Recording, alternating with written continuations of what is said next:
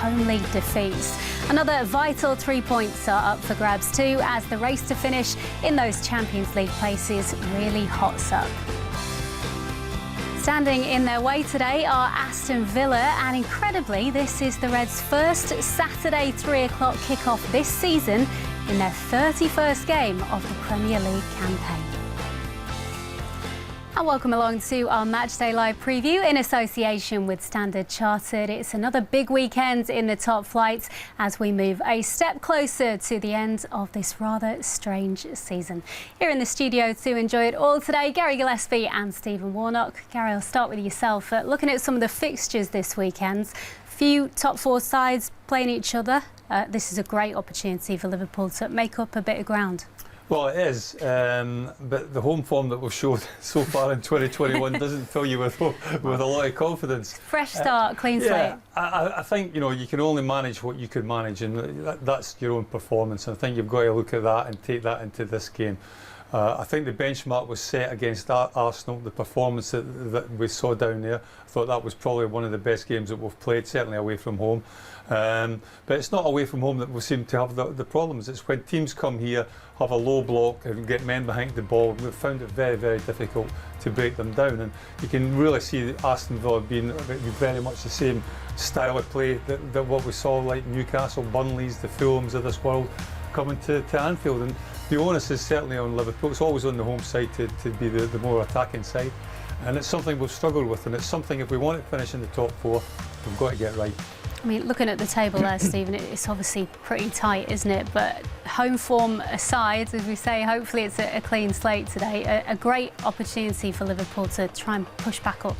It is, and the good thing is as well is that you're playing on a Saturday, so there's games to be played on Sunday. You get yourself up the league, put a little bit of a marker down for the games that are coming after you. That's a sort of a given within a changing room, that you want to sort of set the standard for the weekend.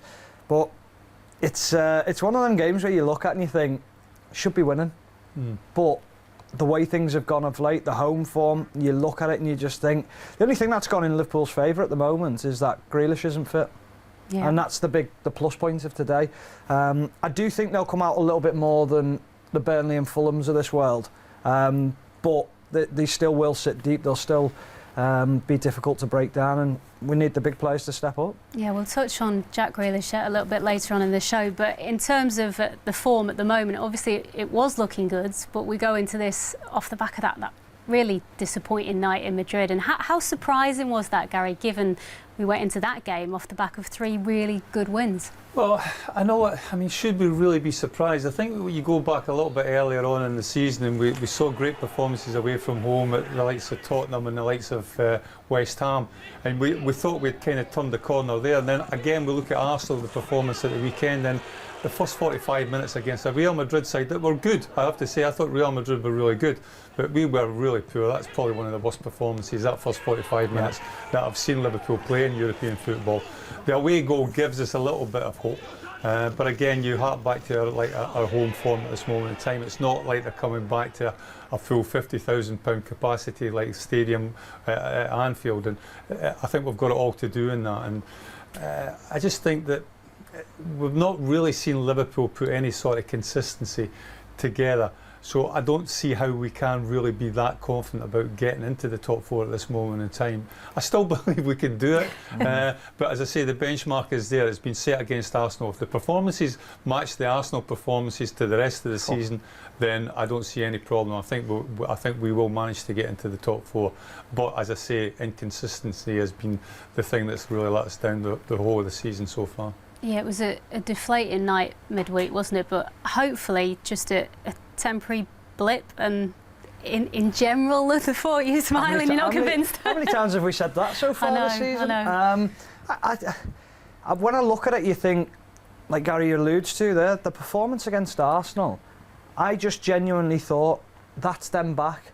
That was the balance in midfield that was right. It was the substitution, bringing Jota on later on to then suddenly go after the game a little bit more, bring that quality that you can bring off the bench with a player like that. And then you go to Madrid, and listen, I'm not one to sit here and sort of have a go at the manager, but I thought the midfield, the balance that he had at Arsenal with the experience that he had in there was perfect. It works so well. And then you go to Madrid and you go against Casemiro, Cruz and Modric. And everyone went, well, go youth against them, run over the top of them. Experience goes past that all day long. They can play around that. That's why they're still at Real Madrid. That's why Luka Modric is 35, still playing in the Champions League, still playing for Croatia, the top of his game. It's up here. He's so clever. And I just thought, why not keep the balance? You look at the team and the way that they played against Arsenal. The only change I would have possibly made, and I spoke about it to a few of my friends, was I would have took Mane out and put Jota up there, but I'd have kept the same base in midfield because I thought it suited the two fullbacks going forward. I thought we saw the best of Trent Alexander-Arnold and Andrew Robertson against Arsenal because of the balance in the midfield. It doesn't matter who's ahead of you as such, it matters who's willing to fill in for you and help in them areas. You'd imagine then Jürgen Klopp changing the midfield today, Gary. Would you have Thiago back in from the off? I would play Thiago. I would certainly be tempted to play James Milner as well. I totally agree with what Stephen said there. I thought that he would have gone with more or less the same side that he had against Arsenal. Where Naby Keita comes into the equation, I wasn't 100% sure. I would have liked maybe the press guys to ask him after the game what was his tactical thinking about actually playing him at the first place, not about the tactical switch, about taking him off. The question I thought would have said, like, what did you see tactically for starting Naby Keita in the first place? But he obviously had some sort of idea. It didn't work. He obviously he recognised that and made the change. But by that time, I think we'd given the impetus, and certainly the momentum was from Real Madrid's point of view. I think Milner will come back in, and I think Thiago will come back in as well. But then again, you question that it might be a case that he might be looking past this game and maybe looking to the Real Madrid game in the home leg. So it'll be an interesting team selection, I would think. OK, well, we know that Villa are missing their star man Jack Grealish today, but the big question, as we say, for many Liverpool fans, what will Jürgen Klopp do with that midfield and the forward line as well? Peter McDowell will have the team news for us at 2 o'clock from Anfield, and he's already in position now. Peter. Thanks, Becky. Good afternoon. Welcome to Anfield. Glorious day here. We hope it signals some kind of change in luck. The awful form that has almost become the norm here. It doesn't seem any more normal to say that Liverpool have lost the last 6 games here. No wins in 8, but that is the situation.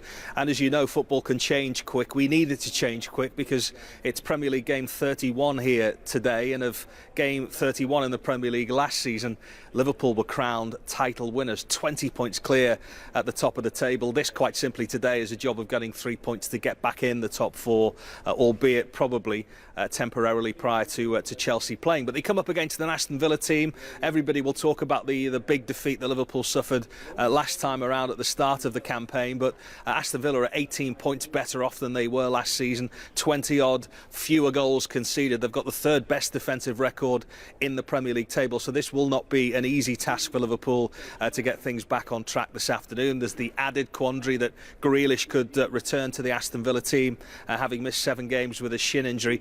Where Jürgen Klopp is concerned, is it loss of form? Is it fatigue?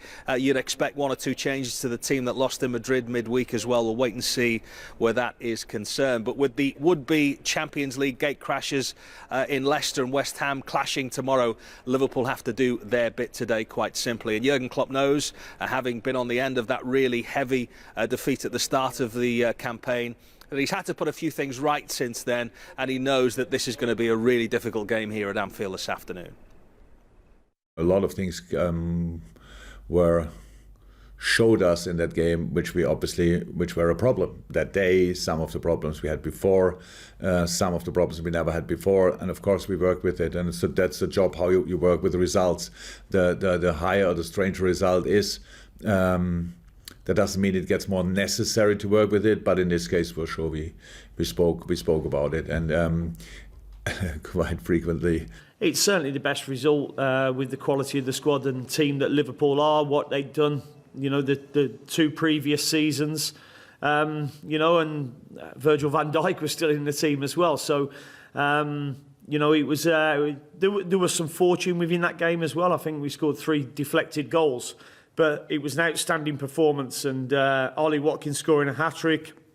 And, you know, he's coming off disappointed that he should have scored more. So it was a really top performance, and one that we can certainly look back at over time. Yeah, Gary, 6 months on now from that 7-2 that we all watched at home on the couch, rubbing our eyes in disbelief. It still doesn't make an awful lot of sense, does it? But in terms of how that result affects today's game, I guess for Villa, it gives them confidence, doesn't it? Because, I mean, Virgil van Dijk was in that Liverpool side, and they know that they can not only beat them, but beat them quite well. I think it gives them confidence, it gives them belief. I think a lot of teams going away from home have got that confidence and belief going away, whether it be Anfield, whether it be Old Trafford, whether it be, you know, Tottenham Hotspur's new ground. I think away sides don't have that sort of that fear factor of like the crowds that they come up against on a regular basis in a normal kind of season. I think Aston Villa, along with West Ham, you have to consider them probably the most improved two teams in the Premier League. Couple of good bit of business I think in the summer.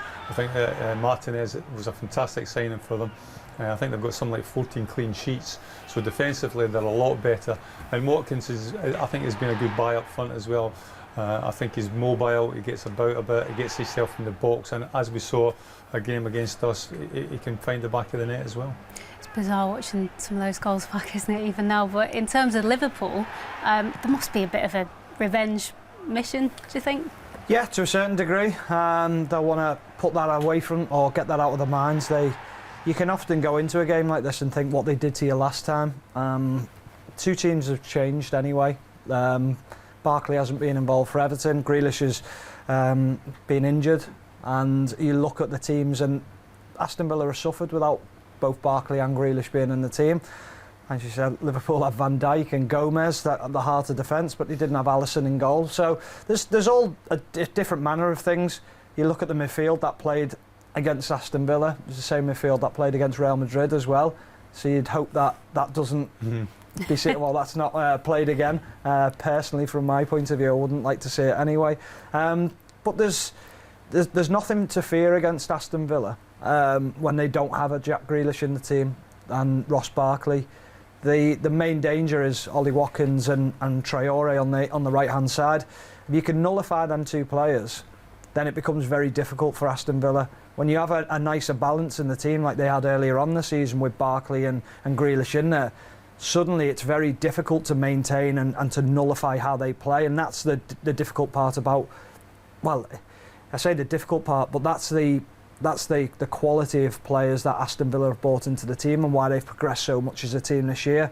But they're not at the heights they were at the beginning of the season. Yeah, Jack Grealish's name obviously crops up so much when you're talking about Aston Villa, and he won't play today. His shin injury, I think, going to keep him out for a few more weeks. How much of a blow is that to them? Oh, massive. I think he's the key player. He's the focal point. I think most things that are good about Aston Villa go through Jack Grealish, not just scoring goals, but obviously creating goals as well. So without him, there's no shape or form like the same sort of outfit as they are with him in the side, and he'll be a big loss. Definitely. And they are looking on course, as you say, for a much better finish. It was 17th last year, stayed up by just a point. Whatever happens, they're going to finish a lot higher than that this season. What do you put that down to? What's Dean Recruitment. Smith done? Recruitment has been key. Martinez in goal, outstanding. Matty Cash at right back has brought an athleticism. Defensively, he wants to keep clean sheets. I think Douglas Luiz playing in that holding role, having played a year in the Premier League and showing the qualities that why Manchester City bought him originally. That experience has taught him a lot within the league. John McGinn's now fully fit. He had a sort of injury hit season last year. And then you go Barkley, Grealish and Watkins. Watkins he's a pest in the right sense of the word. He is so frustrating to play against as a centre-half, as a full-back, because you know he's going to close you down. Then the other way, you know he's going to run you in behind, he's going to cause you problems. So the recruitment was extremely good. But the other side of the recruitment was Craig Shakespeare into the backroom staff. Bringing someone who's won a Premier League as a coach into the training ground, that mentality, how to change things during a game tactically that they might not see. You've got different ideas, but you've got experience. With Dean Smith, you've got John Terry. Brilliant player, fantastic. Doesn't make you a brilliant coach, doesn't make you... He's learning on the job. Whereas Craig Shakespeare's got loads of experience of either being a manager, being an assistant, so he knows the game, knows how to be calm in certain situations, and I think that's been a lovely balance that he's brought into the dressing room. OK, a tricky test maybe for Liverpool this afternoon then. That is it from us for the moment. Plenty more from Gary and Stephen to come though in Matchday Live this afternoon. Build-up starts from 2 o'clock on LFC TV and LFC TV Go. We'll hear from both managers as well as an exclusive with Ozan Kabak. Join us then.